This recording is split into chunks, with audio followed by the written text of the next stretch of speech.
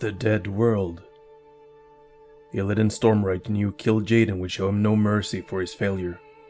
He still had much planning to do in his war against the Legion, and drawing the Demon Lord's ire at this fragile time could destroy his plans forever. He needed a refuge to escape Kill Jaden's wrath and gather his forces, and he settled on the world of Draenor. He had first glimpsed it in Gul'dan's memories, a realm left mostly dead and barren by the rampant use of foul magic. Its grim state had not bothered Illidan. If most of Draenor's creatures had died off, it would make it easier for him to carve out his sanctuary there. But that would only be possible after he replenished his ranks. Most of his forces had perished at the battle within Dalaran's ruins. Lady Vashj and her surviving Naga had managed to slip away from the fighting and take shelter deep within nearby Lordamer Lake. Illidan ordered Lady Vashj to find new allies for his army. In the meantime, he would scout the lands of Draenor himself. He had discovered a tear in the fabric of reality near Dalaran. Unbeknownst to him, this was where Kel'Thuzad had opened a portal to summon Archimonde and his Legion vanguard into the world. The bridge between Azeroth and the Twisting Nether had long since vanished, but a small rift had been left behind. Illidan used it and the knowledge from the Skull of Gul'dan to weave a new portal, one that led to Draenor. Illidan expected to step into the world from Gul'dan's memories, a dead place ripe for the taking. What he found was the shattered realm known as Outland. Numerous portals shimmered across the wasted landscape, each one leading to an unknown corner of the cosmos. Through these rifts, the Pit Lord Mechtharadon and a host of demons had reached Outland and laid claim to much of its lands. The presence of demons troubled Illidan, but he could not return to Azeroth. The Night Elves would cast him back into his old barrow prison the first chance they had. Illidan's only hope was to stay on Outland and bring it under his control.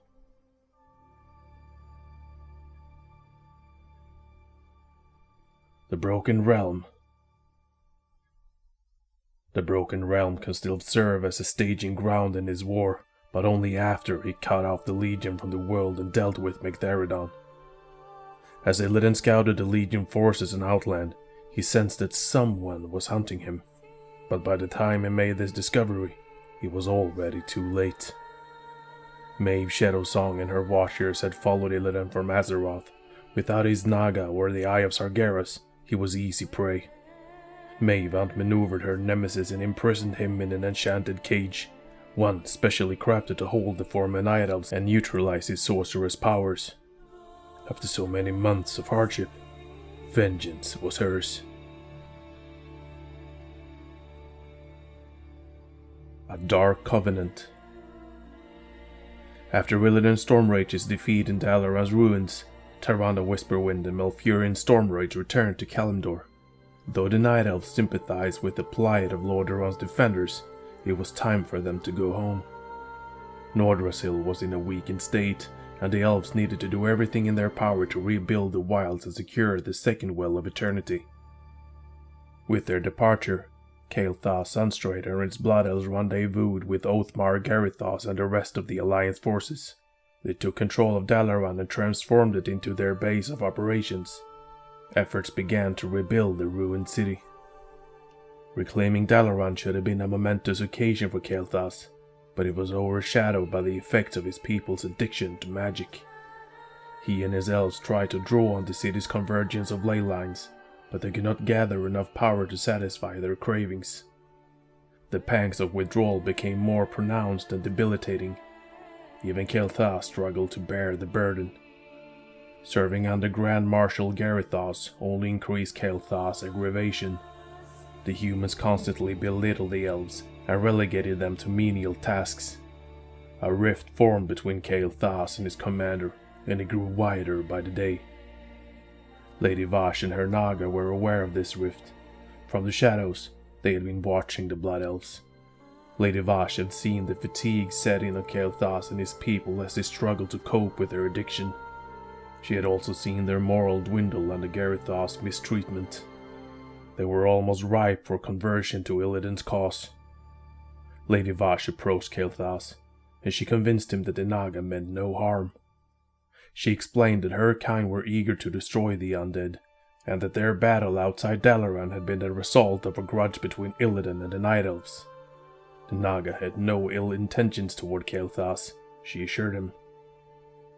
Kael'thas was initially wary of Lady Vash, but he would soon see her as a more trustworthy and dependable ally than Garithos. Before long, the Scourge launched a counterattack to take Dalaran and crush the Alliance resistance. The battle would be one of the largest waged in Lordaeron since the kingdom's fall. For Kael'thas and his Blood Elves, it would be the last they would ever fight under Garithos' banner. As the Scourge advanced, part of the undead army began amassing on the Alliance's flank. Garithos dispatched Blood Elves to the new front and commanded them to stop the undead before they reached Dalaran. Kael'thas and his people obeyed, but victory seemed impossible. Garithos had divided the Blood Elves' forces, keeping most of their soldiers under his own command on the main battlefront. The Scourge were poised to overrun Kael'thas when aid arrived from Lady Vash and her Naga. Kael'thas had little choice other than to accept their help. His decision saved his life. With the Naga, the Blood Elves halted the Scourge advance, protecting the main Alliance army's flank and allowing it to drive back the undead assault. When Garithos learned what had happened, he did not praise Kael'thas, he condemned him. Like most humans, the Grand Marshal considered the Naga to be sinister creatures, little better than the Scourge. Kael'thas' alliance with them was seen as an act of unforgivable treason. Garithos bound the Blood Elves in chains and locked them within Dalaran's dungeons to await execution.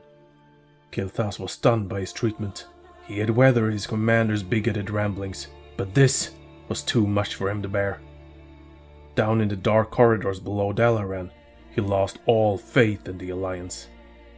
Once again, Lady Vash appeared in Kael'thas' moment of need. She slipped into the dungeons under the cover of night and extended him an offer.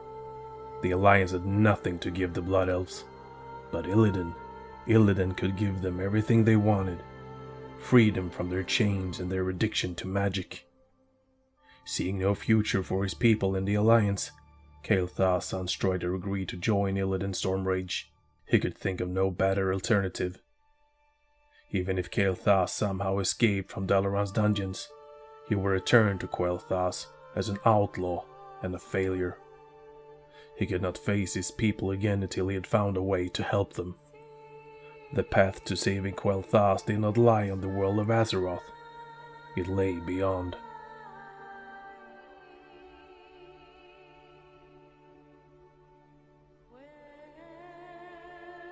Civil War in the Plaguelands. The Lich King had survived Illidan Stormrage's attack, but he would never be the same. His essence was bleeding through the crack in the frozen throne. As his power escaped, his hold on the Scourge weakened. His once oppressive will slowly faded from the minds of many undead in Lordaeron. They felt something familiar returning to them, something they had lost in death. Free will. Most of the undead were perplexed by this change. They wandered the fallen kingdom in confusion, unsure what to do. But there were other Scourge who saw the Lich King's weakness as an opportunity for revenge. Among them was the Banshee, Sylvanas Windrunner. Ever since her death, Sylvanas had thrashed against the Lich King's control. Her efforts had always been fruitless. The Lich King's will had been as strong as steel, and the entity had forced her to make war against the living. Her hatred of the Lich King and his foremost servant, Arthas Menethil, had swelled. Vengeance and rage consumed her soul, but she had no means to channel them at her enemies. Now she did. Sylvanas rallied other free-willed undead and gave them a purpose. They would never again have the lives that had been stolen from them, but they would have revenge. Their first victim would be the creature who had devastated Sylvanas' beautiful kingdom. He who had ripped away her future and made her into a monster. Arthas. Sylvanas wasn't the only one seeking to destroy the Death Knight. Mathras and the other Dreadlords had learned of the Lich King's weakness. They took control over part of the Scourge with the hope of eventually launching an invasion into Northrend to vanquish the Lord of the Undead. Much like Sylvanas, they knew that eliminating Arthas was the first step toward his goal.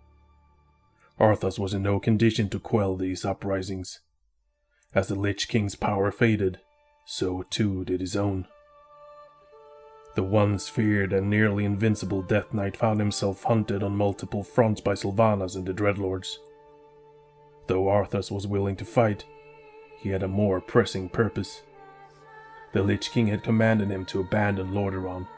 The entity needed all those Scourge that were still loyal to him to be at his side in Northrend, for he knew it was only a matter of time before Kil'jaeden struck at the Frozen Throne. The Lich King was right to expect a reprisal from his enemies, but it would not come from the Dreadlord or Sylvanas Windrunner. It would come from Outland.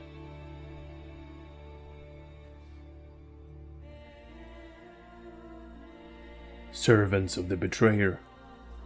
After reaching Outland, Kael'thas Sunstrider and Lady Vashj led their people through the cracked, barren expanse of Hellfire Peninsula. Illidan Stormrage was nowhere to be found. For days, the Blood Elves and Naga wandered the desolation until they spied Warden Maeve Shadowsong and her Watchers. Though Maeve had captured Illidan, she had been unable to find a way back to Azeroth. The gateway she had used was gone. Many other portals existed on Outland, but none of them led home. Maeve did not know the geography of the Shattered Realm, nor what dangers awaited her. She and her Watchers treaded carefully until they discovered something quite unexpected: soldiers from the Alliance. The remnants of the Sons of Lothar had established a bastion known as the Honor Hold in Hellfire Peninsula. Maeve saw these refugees as her best chance of finding a way out of Outland, but before the Watchers could reach Honor Hold, Kael'thas and Lady Vashj struck. The Blood Elves and Naga emerged from the dust-blown waves with blades drawn. Fierce though the Watchers were, they were hopelessly outnumbered. Kael'thas and Lady Vashj liberated Illidan and drove Maeve and her surviving followers into the wilds. Illidan suppressed the urge to hunt down Maeve. Chasing after the Warden on the Broken Isles had ultimately been a waste of time, and he would not repeat the same mistake twice, no matter how much he wanted to destroy her. Illidan appraised his new forces with satisfaction. The Blood Elves were highly trained and loyal fighters. Their leader, Kael'thas Sunstrider, was a gifted sorcerer, albeit wrestling with inner demons. Illidan immediately sensed the turmoil gnawing at the elves' hearts. He bluntly told Kael'thas that there was no cure for their addiction to magic. However, that did not mean they were doomed to live in torment. Illidan promised to find a new source of magic for Kael'thas, one even greater than the Sunwell. It was not the answer Kael'thas had been hoping for, but it enticed him nonetheless. It wasn't often that he met someone with a greater mastery of magic than he had. Kael'thas had already come this far. He would cast his lot with Illidan. Following his liberation, Illidan formed a plan to seize Outland from Magtheridon and the Legion's forces. First, he would shut down the numerous gateways on Outland, portals through which the Legion sent reinforcements to the realm. Then, Illidan would launch his army at Magtheridon's seat of power, the Black Temple in Shadowmoon Valley. The campaign was unforgiving. Illidan asked much of his followers, and he gave little in the way of praise. But his unwavering sense of purpose and the sheer force of his will energized his soldiers and pushed them forward. As Illidan Stormrage closed in on the Black Temple, he found new allies among the Broken. The Twisted Creatures were part of the Ash-Tongue tribe, and they were led by a former Draenei Exarch named Akama. He also sought to liberate the Black Temple from Magtheridon, albeit for different reasons. The stronghold had once been a sacred Draenei site. Akama saw reclaiming it as a means to redeem the Broken in the eyes of the Draenei race.